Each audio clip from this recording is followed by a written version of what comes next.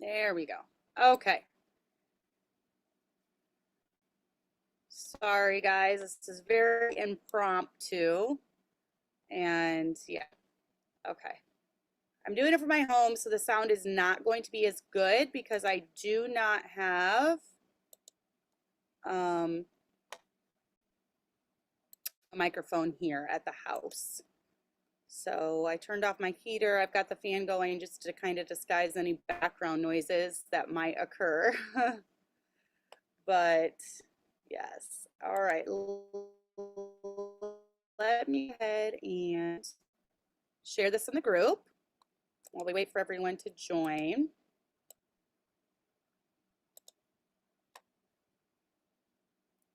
We might experience some buffering. Hey, Derek. We might experience some buffering issues, so I'm apologizing in advance if that is the case. So sorry about that. I'm going to go here and delete the one that I tried to start, but it set it as private again. I don't know why Zoom does that. And I am doing it here because for some reason it was giving me fits at the church. It would not update. And so I couldn't stream through it. But this one at home did update, so I don't know what's going on. All right, kind of wait for people to come. I shared it in the group. So what you see is this is kind of what it looks like when I teach from home. I've got, those are all, hey Shara, books back there for my piano. I've got my piano right here, printer. This is kind of my own little way that I teach here. You know, off camera, you will not see the chair. Does anyone else have the chair? I'm not going to show it, but it's piled high with clothes. Notice it's off camera. You cannot see it. That's real life there. That all looks clean, but over there we've got the chair with all of that on there. So, okay, so I am doing this real quick between lessons today. I wanted to try to get everything done before this evening. I want to spend the evening at home. So I'm getting everything done during the day, which is why I'm doing it now. So, oh, thanks. I was just told one of my lessons that I look like I have the 70s vibe going here with the hair. So I had wanted to actually put this clip in it today. Can't really see it, but Zeke got it for me. Got me a pretty clip at some place that he was doing work for, something they had like hair clips and different things. So I wanted to use it. So I just did my hair in the 70s vibe, I guess we got going today. So it is what it is. All right. So today we're going to talk about, and this is brought to you by, this is the best flavor.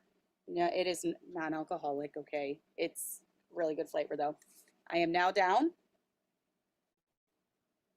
That is so good. And it has 5 calories.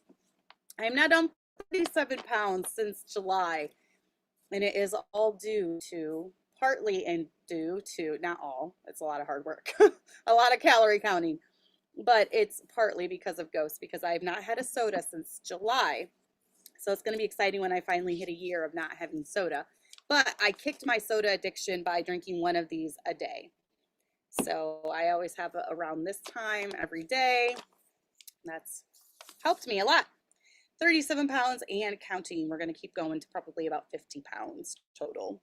So, but let's talk about friendships today. I was not able to have my guest mainly because I hope to have her on soon. I just have to get motivated to write out our outline, and I just haven't had time in the last 2 weeks. It'll probably be actually after we get back from our missions trip in Louisiana. So my husband will be putting a video out about that. If I have any listeners who are in Louisiana, we will be there on a missions trip the week of the 19th. So I think the 20th, the 21st, and 22nd, all those days we'll be doing soul winning for many hours throughout those days. Tuesday, Wednesday, and Thursday will be soul winning, and then we'll be headed back Thursday evening. So that week we will also not have a Gently Led Sisters unless I get motivated and record it the Sunday before we leave. But it'll probably be after that I have my guest on.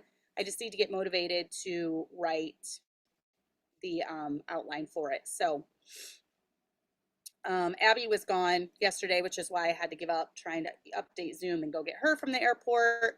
And since she's been gone last week, and then the week before was crazy with us in Florida, it's made the logistics a bit harder when it comes to running errands and navigating home, making sure I get everything done, taking care of the babies, all that. So that's why I haven't gotten around to that outline yet. So to my guest, who I know will be watching now or later, I'm going to get to it. I promise. But I do think that every woman desires deep friendships with other women, but how do you do this when we're in the midst of busiest times of and since the day I got married, I've been in a constant state of busyness. I do believe that technology has made this feat easier. I will say, though, that I've been best friends with my childhood friend going on 31 years now, and it was all due to writing each other back when we only had snail mail. That's how we became friends, and we became best friends that way. We figured out almost yearly trips to see each other, and the rest is history.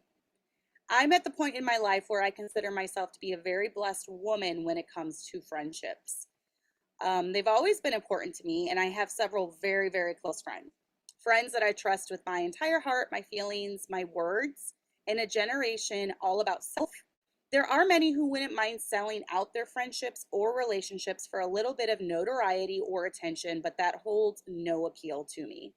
I take friendships very seriously, and if anything is told to me in confidence, it will remain in confidence. It's, this whole screenshot sharing junk, it's ridiculous.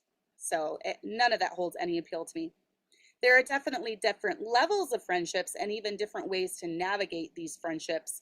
I have in no way arrived, obviously.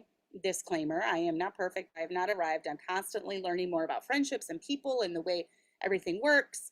But I have learned a lot about friendships throughout the years. And one thing that has remained the same to me throughout the years is the importance of those friendships.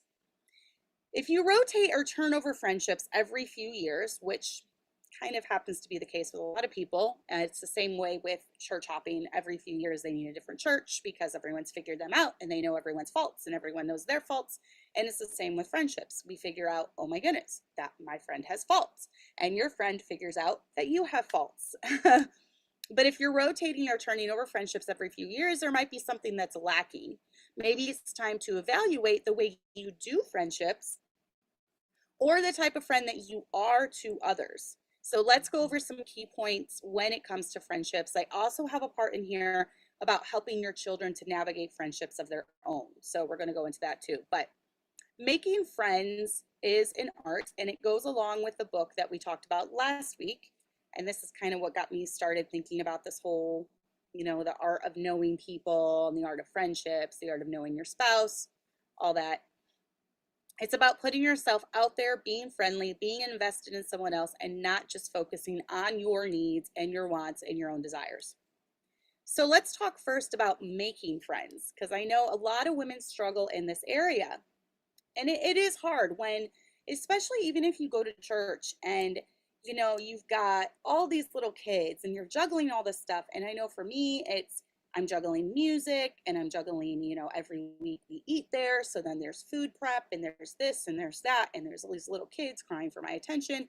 And it's really, really hard when you are in a very, very busy season of your life, but yet you also need friends and you want friends, you desire friends.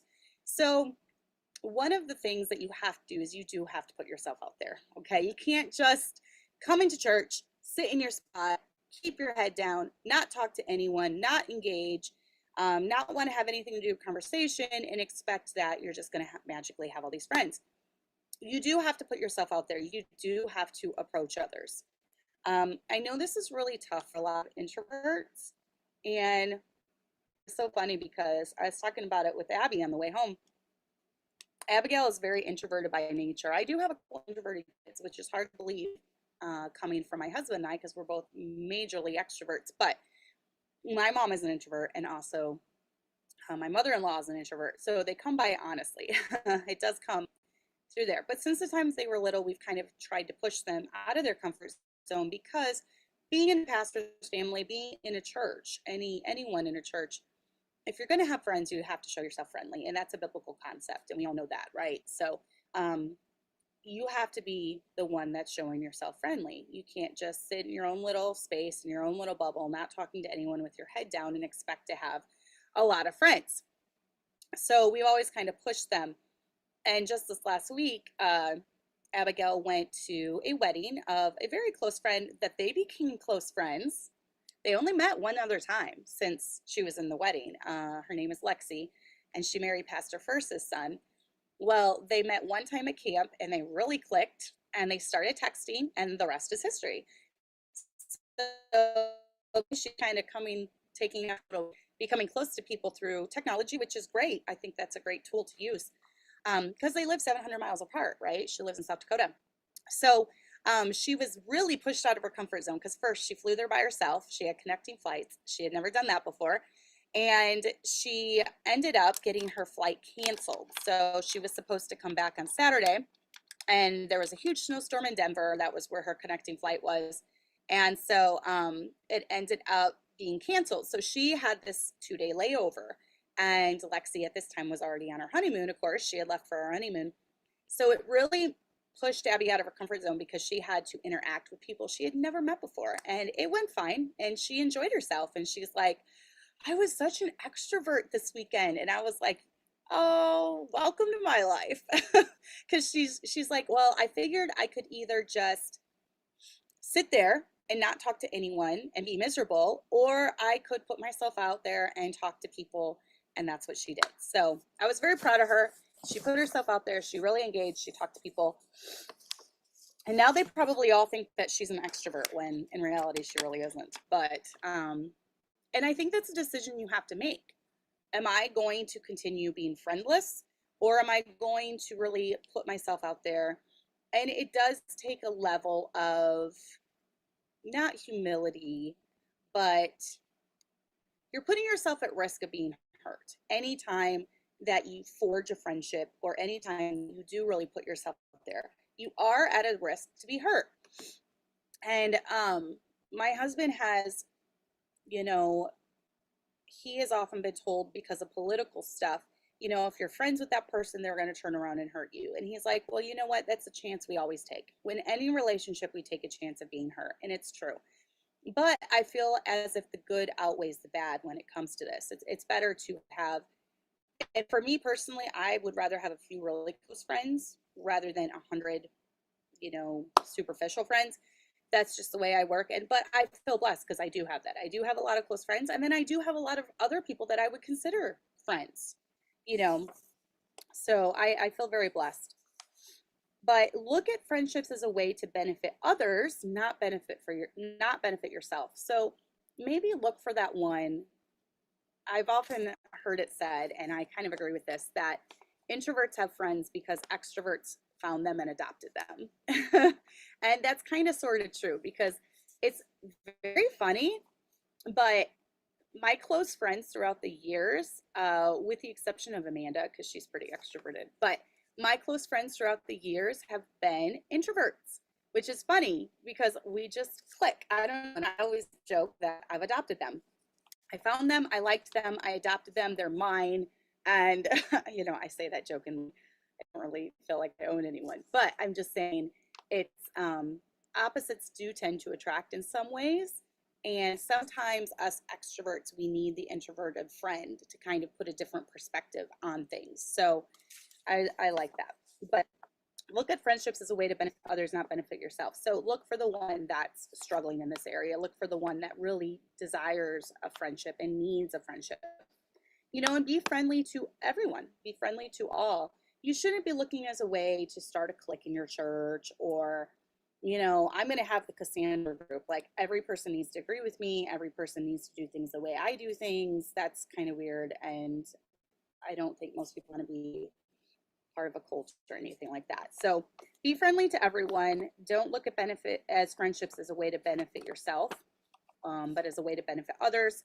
Don't insert yourself into drama. I feel like this is a given. If you're in a church setting and there's a person who all the drama seems to be getting traced back to her, you never want that to be you.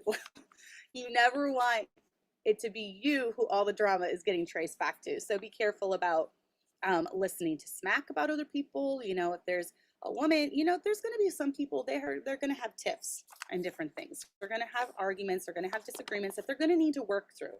There's so many verses in the Bible, and you can look it up, about forbearing one another, forgiving one another, basically putting up with one another, showing each other grace and mercy. And those verses wouldn't be there if this was an easy thing. You know, they're there for our admonishment and to encourage us to do all this. So be careful listening to smack about other people. Try to be a peacemaker. You know, if someone comes to you and they're just fired up and it's one of your close friends, and can you believe this person dissed me?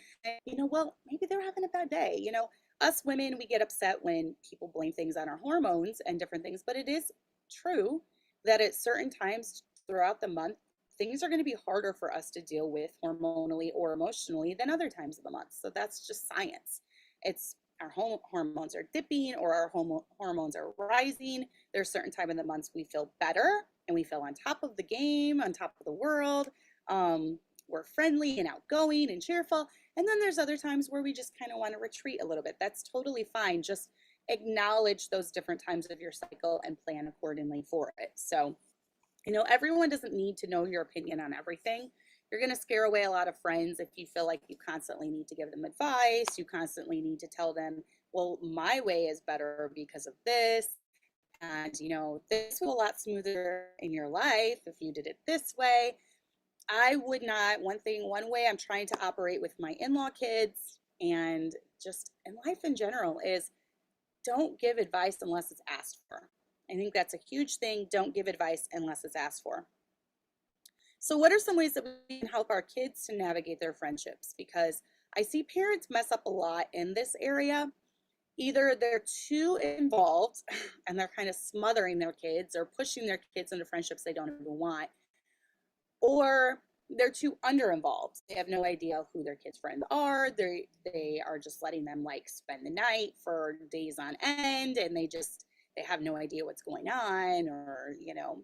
So there's two extremes. We kind of need to find the middle ground, obviously. But one of the things I've always done with my kids, I'm like this with my kids and their relationships pretty much across the board. So, sorry, my husband just sent me a picture. He's distracting me.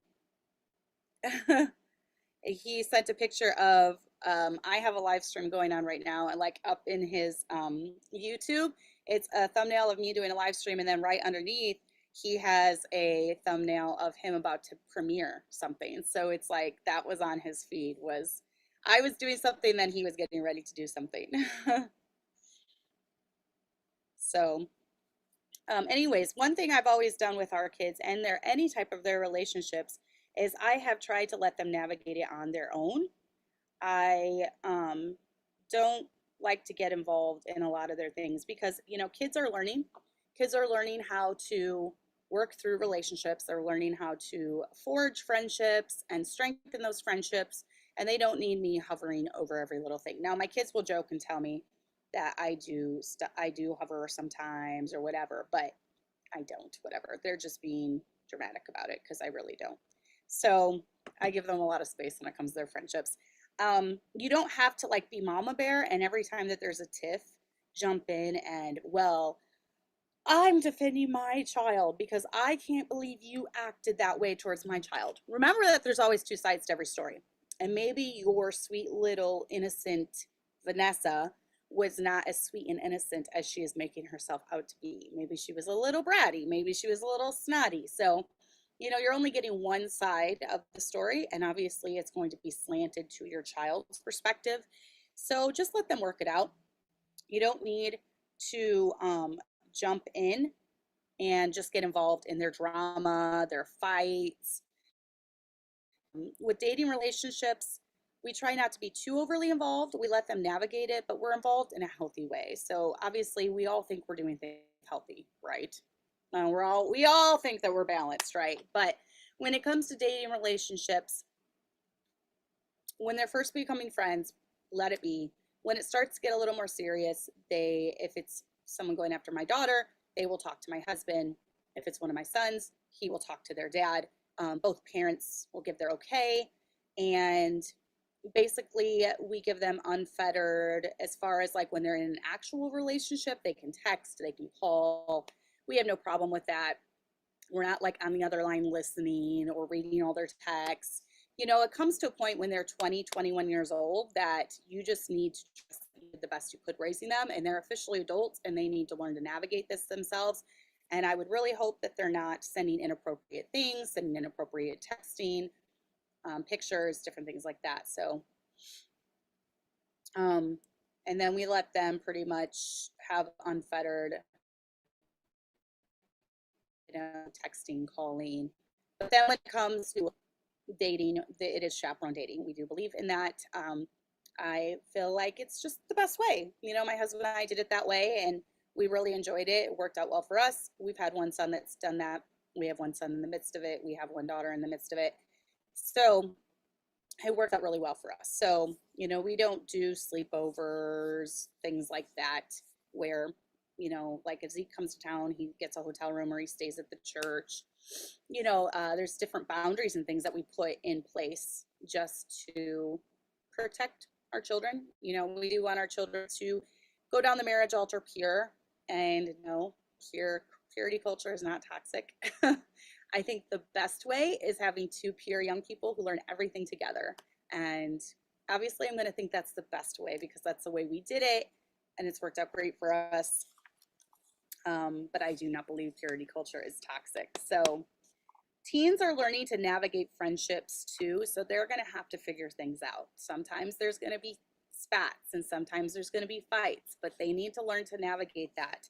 And it's going to come back to bite them if they're not good at it. You know, if you've got a teen girl who's constantly causing drama among friends or constantly in the middle of drama, soon people are going to be keeping their distance from her. So that's going to come back on her.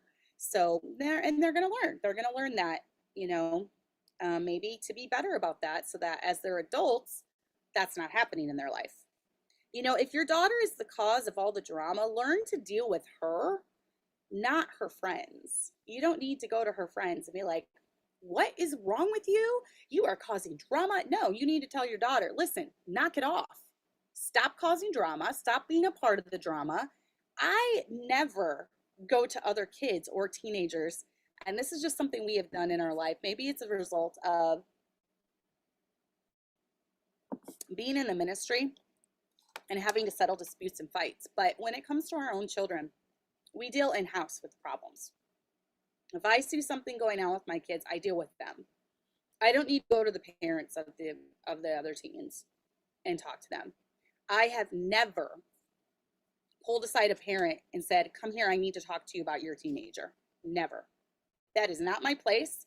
That is not my job. That was done to me as a teenager. I had some parents pull me aside and my mom on more than one occasion, actually.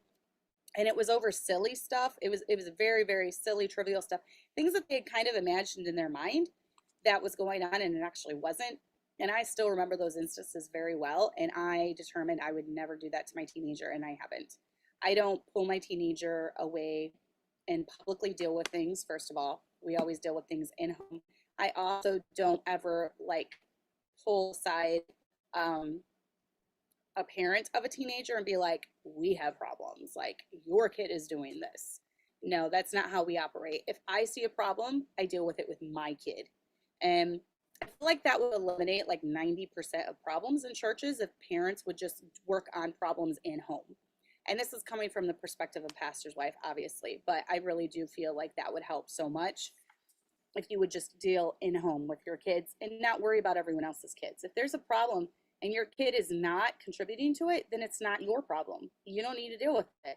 If there is a problem and your kid is contributing to it, then you need to deal with your kid and not all the other teens of the church. So that is one of the number one pieces of advice that I would give to anyone dealing with teenagers. You know, deal with the problem in home. Don't deal with it publicly. Don't ever grab a parent of a teenager unless there is like serious sneaking around or something going on. And you need to tell that parent, listen, my child was involved in this with your son. but you don't need to be like, hey, listen, you need to straighten your son out because your son is doing this. No, you deal with if you need to address it, you tell that parent, listen, this is what they were involved in, but you don't try to straighten out their kid. That's their job. So teach your kids to be friendly to all, but that they don't have to be everyone's best friend. And some people you're just not going to click with. You can kind of figure out pretty quickly if you're going to click with a person or not. There have been people, now there have been some people, I will say, don't just write off everyone too, because sometimes people take a little bit longer to warm up to you. I tend to have a very strong personality, and I have to be mindful of that. And I think sometimes I scare women, and I don't mean to. I'm just friendly, and I'm trying to be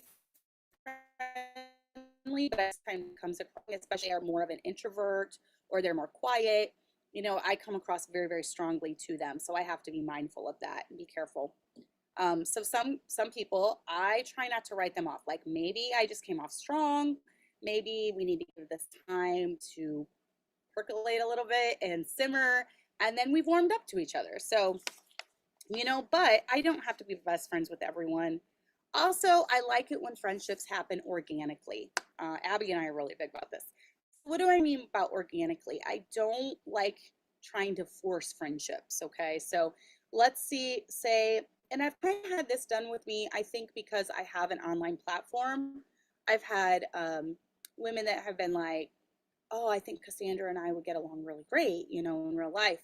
And for the haters out there, I always want them to meet me in real life, because I feel sometimes through the screen, you're not always exactly who you are in real life. So someone can think that they know you, but they really don't. And that can go for if they think they know me and they hate me, or if they think they know me and like, oh, we would get along so well, we would click so well, right? It can go both ways. So I've kind of had it where people are like, I want to be your friends. Like, I want to be close to you.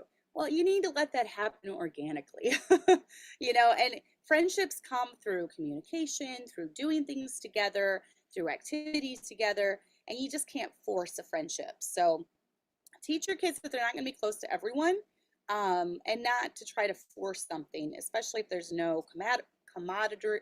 How do you say it? Camaraderie. Especially if there's no, like, you just don't click. You just don't get along. Teach your girls the dangers of starting rumors, because rumors can come back to bite them. And once you put a rumor out there, it's out there. And even if, let's say it's not true, what if one of your teen girls tells another one, Susie is a flirt and she just likes to get all the boys for herself. And believe me, this happens because mean girls do exist, and I've seen it. I've seen it over and over and over again. So this rumor isn't true. Maybe Susie is just extroverted like I am. Maybe she is just friendly with a lot of people. I often got accused of this because I like to talk to people. And when I was a teenager, I actually gravitated more towards guys, not in a way that I liked them, but liked them for love or whatever, but in a way that I liked them. I liked guys. They were very drama free. Most of them were just like, they would put it out. They weren't mean. They were opinionated, but you could always trust on them to tell the truth, where girls just seemed like they were very catty and there was drama. So I kind of gravitated a lot. Sometimes I'd rather have a conversation with a guy over a girl. And because of that, I was labeled a flirt and all this stuff. And it wasn't true. In my heart, I wasn't meaning to be that way. But once you put that rumor out there, you're going to negatively affect the image of that person in someone else's mind. So it's really hard to take back words once they're out there. So teach your girls that. Teach your girls the dangers of starting rumors. So what about when it comes to close friends? What can we do with our close friendships? What's some way to cultivate friendships when it comes to this? Well, number one, have their back, right? Obviously, this is a given. I feel like for most of us, this doesn't even need to be talked about. Like, yeah, we have each other's back. But with my close friends, I've learned, don't try to solve their problems. Just let them vent about things. Sometimes they just need to vent to you. And I'll tell my friends, okay, vent warning, I'm getting ready to vent. So here we go. And honestly, I like venting to my girlfriends better than my husband, because my husband, with a logical mind, like most men, he wants to solve it. So sometimes I will have to tell them, I'm just venting, just listen and nod. Don't try to solve my problem. I know, this is what A, B, and C I need to do to get to this. I know that. I know there's solutions, but I need to vent right now. So with my close friends, I've learned not to try to solve their problems. Sometimes they just need to vent to me. Only give advice when asked. That's my mantra that I'm trying to live by, right? And then sometimes words aren't necessary when it comes to your close friendships. Just being there is. And I'm saying this because for me, quality time is super important. I'm being there, which is why I think trips are so important to me. When I say trips, I mean like actually traveling to where my friend is or having my friend travel here. Um, it's important to spend there, obviously. So sometimes if they're going through a difficult time, you don't need to have these C.S. Lewis like quotes or Spurgeon like quotes that are just deep and profound and will make you think. No, sometimes you just need to be there. You just need to sit there. Job's friends started out right by just sitting there and listening. It's when they started opening their mouths and trying to give advice that things got pretty bad. So they would have done better just to sit there and not say anything. Learn your friend's love language and then do that for your friend. I know one thing with me, I can tell all the different love languages with my friends based off what they do for me. That's kind. And sometimes I really have to stretch myself to do that in return. Like one of the things for me is I am not good at gifts. And my husband was really mean the other day. And he said something like, well, people who are good at gifts, like my friend Erica is the bomb at giving gifts. She's great. And he's like, because she's thoughtful. And I'm like, well, I'm thoughtful too, but I just can't think of, and he's like, no, people who give you good gifts, it's because they're thoughtful and because they notice things. And that's with me. Like I have the hardest time picking out gifts, or I don't know. It's definitely a weakness of mine. If anyone has any way of like helping me in that area, that would be great. And I feel like I get this from my mom because my mom's kind of like this too. Yeah, but just, I don't know. Someone help me out, please. How do I become a better gift giver? I feel like I stink so bad. So for me, I would prefer for my gift going there, being with them, going out for coffee, having them come to my house and stay here. So we talk. That's like my love language, right? So it's really hard for me to step out of my comfort zone when it comes to that. Forgive, forget, and work through differences. Who cares what everyone thinks about your friendship? And this is where I'm going to, as an IFB pastor's wife, being married to someone who has a platform, and I have a platform, a small platform. I don't like saying that because I'm not like some influencer type. I just have a tiny platform where a few people listen. I don't know why, but they do. We are very aware of the politics out there. Very aware. And I have people working from all sides to try to discourage friendships. My husband has received so much flack over the years for people he was willing to talk to, people he was willing to befriend, people he was then wanting to disassociate himself with, people that he has on his podcast just for a civil discussion, trying to find out where they're coming from, their point of view. He gets fried all the time for that. And for us, for both of us, we've kind of reached this place in our life where we just don't care. We don't forge friendships due to politics. The IFB culture is very political. When I say politics, I don't mean Trump versus Biden versus Democrat versus Republican. I mean the IFB culture is very, very political. There are different circles all throughout the United States, different circles, different colleges, different sects of independent fundamental Baptists, which is a shame because we are truly supposed to be an independent, that we're not. And so I'd like to think of myself, my husband, I think everyone thinks they're truly independent, but I really like to think of us as truly independent because I honestly don't care who thinks what of my friendships. I have friendships of unsaved people. I have friendships that have lasted decades. I have friendships of people that aren't even Baptist. I have friendships in the new IFB. I have friendships in the old IFB. And when we were associating with people in the new IFB, I did not care what they thought about my old IFB friends. And I did not care what my old IFB friends thought about my new IFB friends. And I'm still the same way. Don't care, couldn't care less. I've had people that have tried to be divisive with my friendships, tried to get me to get involved in drama that wasn't mine. It had nothing to do with me. And I'm not interested. If I like a person, I like them for who they are, not for who they're married to, not for who they're not married to, not for which IFB circle they run in. And let me just explain this. You've got Fugate's College, who runs with, I don't know if it's Sword of the Lord. Yeah, I think it's more Sword of the Lord. You've got Revival Flyers by Dennis Coral. Sword of the Lord is Clarence Sexton, I believe. I could be wrong. Correct me if I'm wrong.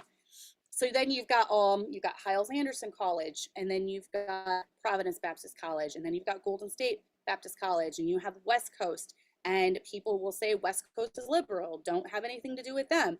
And West Coast will be like, Providence is way too legalistic, don't have anything to do with them. So you've got like all of these different parts of IFB, okay? And we know all parts like the back of our hand.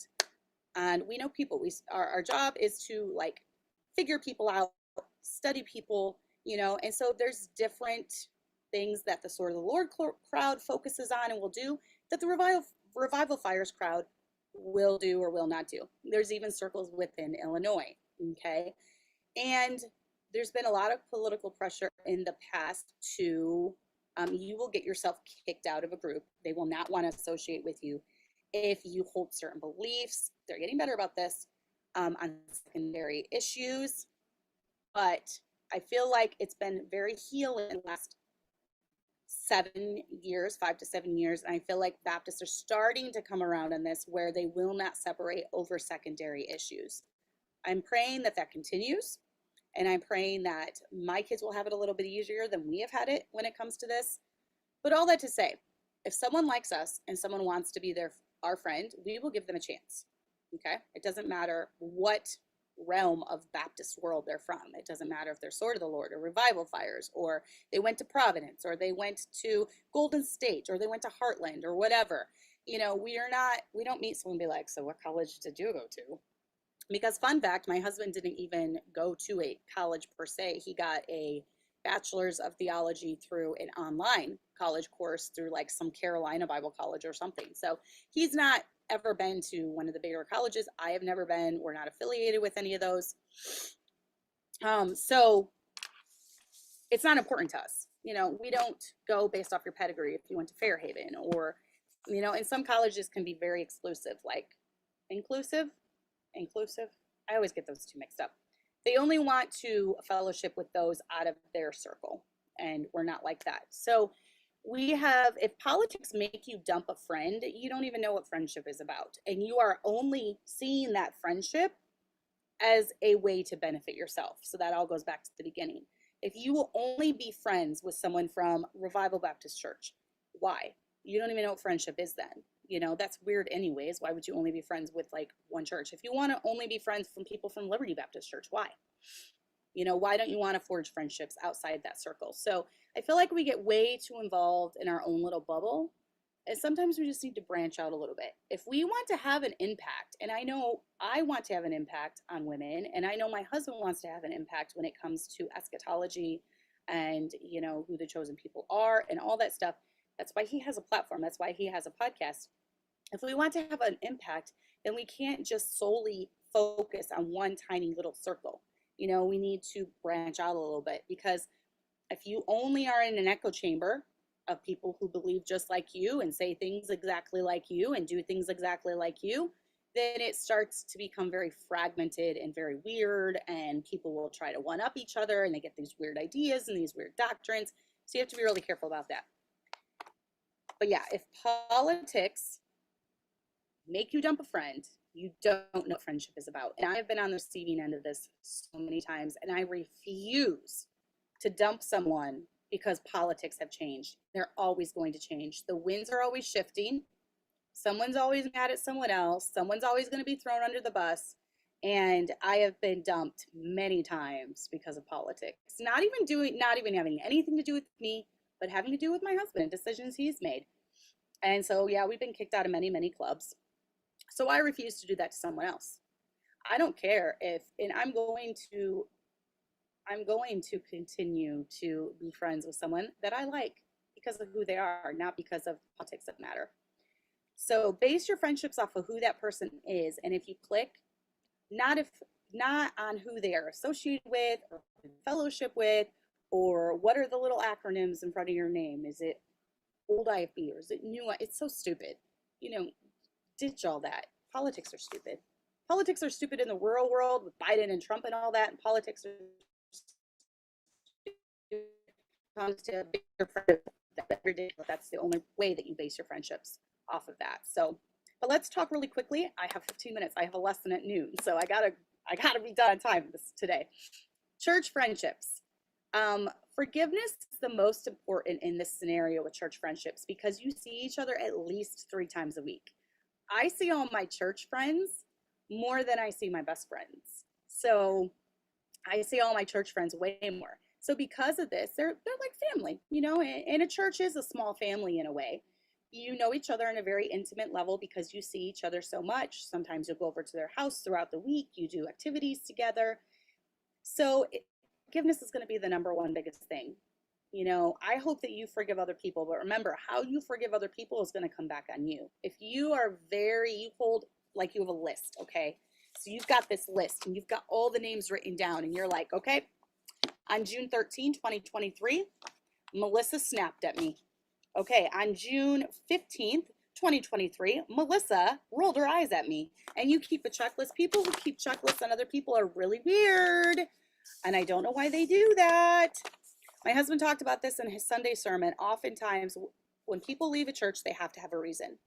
And all of us have faults and all of us have weaknesses, and we all do stupid stuff at different times.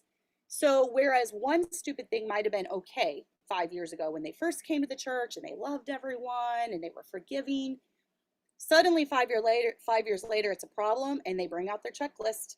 Well, you did this then, you did this then, you did this then, and you didn't even have an idea that you were doing something to offend them, but you've kept a running checklist on you. That mentality is so weird, and it really creeps me out, honestly, because as Christians, we're supposed to forgive and forget. I will tell you in all honesty, as a pastor's wife, I do not keep checklists on other people.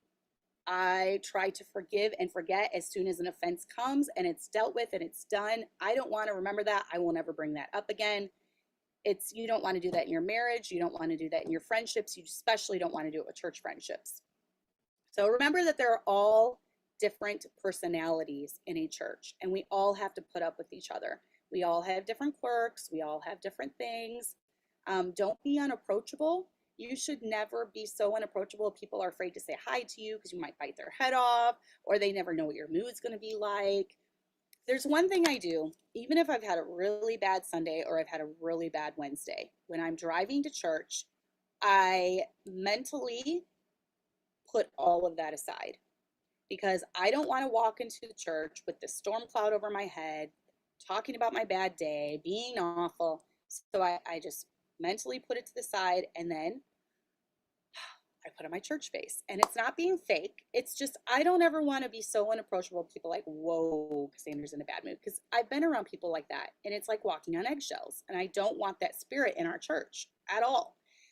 And so I try to have a happy spirit, a gentle spirit, a nice spirit when I'm at church. So I'm approachable. Don't try to fix people in your church. Just encourage. We've had a lot of people come through our church who wanted to fix all the problems. And there's going to be problems in church. People are flawed.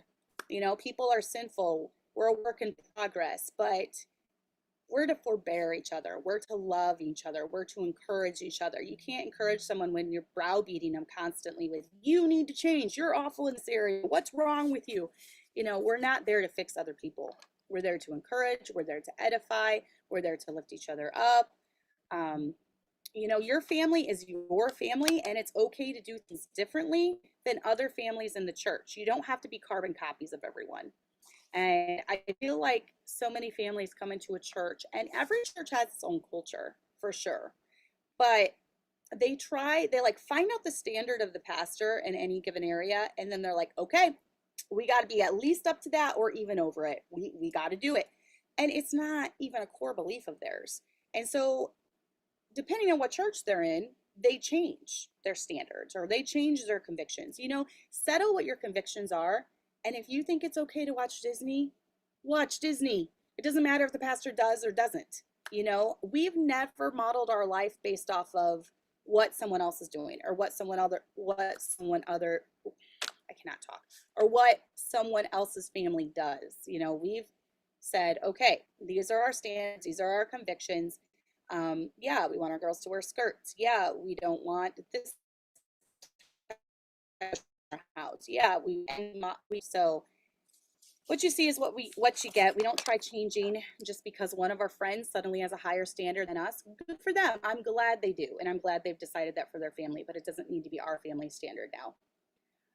Don't correct other people's kids unless the parents don't mind. This comes back to like grabbing a teenager and bringing them to the side, or going to their parents. Your teenager did this.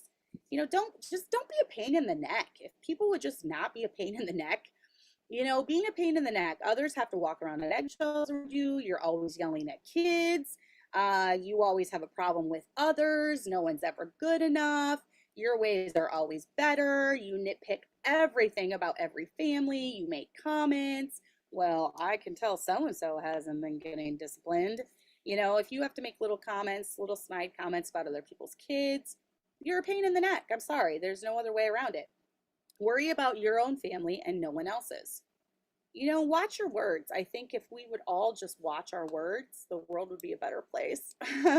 So watch your words. Be there to encourage, not to divide. If you're dividing families, if you're dividing friendships, if you are dividing the Department of Teen Girls, and there's a definite line, like it's only these 5 girls that will talk to each other, and it's only these 5 girls that will talk to each other, and those 5 girls never mix. Shame on you for being the division in that area. You're supposed to be there to encourage, to be a friend to all, although not close to all. You don't have to be close to all, but you do need to be a friend to all. Talk to all. You're supposed to be there to encourage and edify, not to divide. And then lastly, support your pastor. Don't talk smack about him behind his back. And this holds true for every church member. If you're going home, you can tell a lot of what goes on in the home, what's talked about in the home based off of someone's perception of someone else. So let's say we have, I'm trying to think of someone as a name that we don't have in our church. I almost said Steve, but we have a Steve in our church. Let's say that we have a Frank, okay? A Frank in our church, and your kids overhear my kids talking about Frank, and all they are saying is negative stuff. Like, Frank is so lazy, Frank is a derelict, Frank, I probably wouldn't say that because that's kind of a fancy word, but Frank is this, Frank is that. You can mark it down that Frank is being talked about that way in the home. So if your kids have a bad perception of everyone else in the church, everyone has flaws, everyone's not good enough, everyone is terrible people, everyone is, is this, that, or whatever, chances are you're the one putting that into their heads. Because most often, and this holds true for pastors' kids too, most often pastors' kids want to like the church members. Okay, you want to like the people that you're going to see 3 times a week. You like the people that you're worshiping with. You want to like the people that you are just so closely and intimately involved with. And if they don't, it's because something's being told at home that you're not seeing. So be very mindful of how you talk about others in your home. It should be uplifting things. We love this family in our church because they are literally so helpful and they're so kind, and they're there for all the events, and they have a good spirit and they have a good attitude. And then that's going to get in your kid's head, rather than Frank is a derelict, Frank is a bum, Frank does this, Frank's weird, Frank's stupid. If they're picking up in language like that and they're saying that about everyone in the church, it means they're getting it from somewhere. So they're probably getting it from home, where they're hearing you talk about Frank be a derelict. So kids pick up everything, especially as they get to be teenagers. You can't hide anything from them. Kids know the real you. Teenagers know the real you. They know you're good, you're bad, you're ugly. They know how you are towards other people. They know how you talk to other people. They know how much time you pour into your friendships, and they model a lot of how they are off of what they see. So obviously, the number one takeaway in all this is if you want your kids to have good friendships, model to them what a good friendship looks like. Show them how to forgive their friend. Show them how to encourage their friend. Show them that friendships are important. My kids know that every year we're going to be finding multiple times to go to Erica's. My kids know that my house is open for my friends from Ireland or Canada or any of those places to stay. You know, just we'll have a rotation. All of our international friends come visit. You know, we are, as we're losing more and more kids to marriage, we'll have more and more rooms opening up. So, and since we have this room, this is actually half of a garage that we finished a couple years ago. It's like a big bedroom suite, and it has a bathroom over here and a walk-in closet over here. This has opened up a lot more too, to be able to let people stay in our house. It was a lot harder when we were in 3 bedrooms on the other side of the house. But then we built a room downstairs, and then we built this on. So now we have a little bit more room for guests. So it's important to me. My friendships are important to me. And so we make time and we make room for what is important to us. So having friends and being a good friend is truly an art. And I know for all of us, we really deeply desire to be close to people. You know, we need friendship in our life. We need just those knit hearts and the time together. So definitely try to make a point to develop good friendships, to exhibit good friendships to your kids, because they're going to pick up on that. And then they'll probably most likely go on to have successful friendships if they've seen that modeled in the home. So anyways, okay. Sorry if I missed the chat. I'm like trying to hurry, and I am done with 5 minutes to spare until my next lesson. So thanks for joining me. I know this was not as professional. I'm not even professional. Who am I kidding? I'm not professional at all. So this was not professional in the least, though, because of the you know, volume, and I know audio is so important, and we kind of failed on that today, but it is what it is. I'm trying to fit this in among real life events. So I'm a busy mom of 8, running a piano studio of like 40 students. I don't know. It's insane. I keep having people, and more people want piano lessons. And I'm like, I'm sorry. I'm so full. So I fit it in when I can. And that's where it fell today. So I hope you have a great week. We will plan on doing one next Monday. Might take off the next week after that, because we'll be on a mission trip in Louisiana. Remember, anyone in Louisiana close, we would love to have you come out soul winning with us. It's going to be a fun time. We have almost every family from our church is going, or we'll have a few families left here. But a lot of people from our church are going, so it'll be a fun time. So anyways, I hope you all do well, and we will talk to you next week if I can figure out